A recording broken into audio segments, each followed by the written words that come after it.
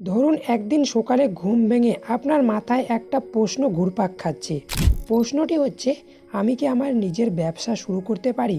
কিন্তু ঠিক তখনই আর একটা ভয় এসে আপনাকে থামিয়ে দেয়। ভয়টি হচ্ছে, আমি যদি ব্যর্থ হই। এই ভয়টি লাখ লাখ স্বপ্নকে ধ্বংস করে দিয়েছে, কিন্তু যারা এই ভয়কে জিততে শিখেছে তারাই আজ সফল।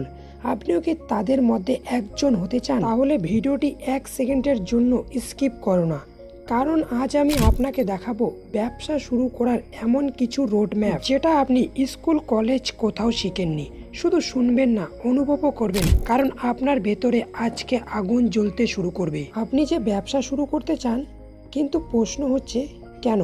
শুধু টাকা ইনকাম করতে, নাকি স্বাধীনতা চান, না নিজেই নিজের বস হতে চান? না বুঝেই ব্যবসা করলে আপনি মাঝপথে দিশেহারা হয়ে যাবে। আর আপনি যদি শক্তিশালী হন, তবে আপনার পথ কখনোই থেমে যাবে না। যারা জানে না কেন শুরু করেছে, তারা খুব দ্রুতই হেরে যাবে, কিন্তু যারা জানে তারাই পাহাড় কেটে রাস্তা বানিয়ে নেবে। ব্যবসার প্রধান ধাপ হলো এমন একটা আইডিয়া বেছে নাও যেটা আপনি ভালো বোঝেন আর যেটা বাজারে চাহিদা আছে।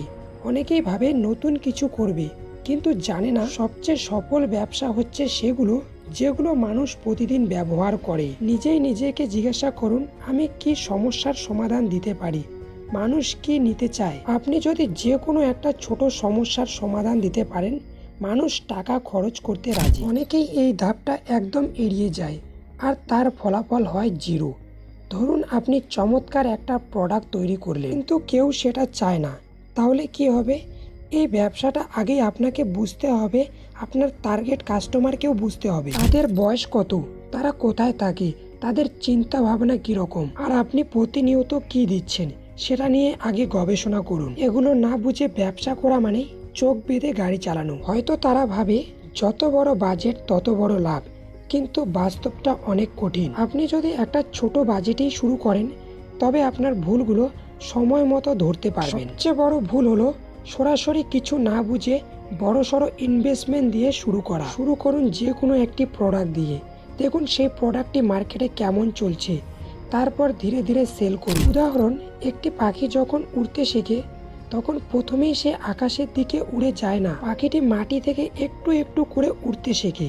আপনার ব্যবসাও ঠিক এইরকম। আজকের যুগে শুধু ভালো প্রোডাক্ট থাকলেই হবে না, আপনাকে বিশ্বাসযোগ্যও হতে হবে। আপনার ব্র্যান্ডের একটা পরিচয় থাকা দরকার, যেমন একটা নাম, একটা লোগো, একটা গল্প।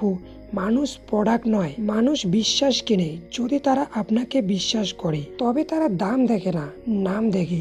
আপনার ব্র্যান্ড আপনাকে আলাদা করবে বাকিদের থেকে। এখনকার দিনে ডিজিটাল মার্কেটিং জানাটা ব্যবসার জন্য অনেক গুরুত্বপূর্ণ। যেমন ফেসবুক, ইনস্টাগ্রাম, ইউটিউব, হোয়াটসঅ্যাপ, এই সোশ্যাল মিডিয়া অ্যাপগুলোতেই কাস্টমারের নজর থাকে।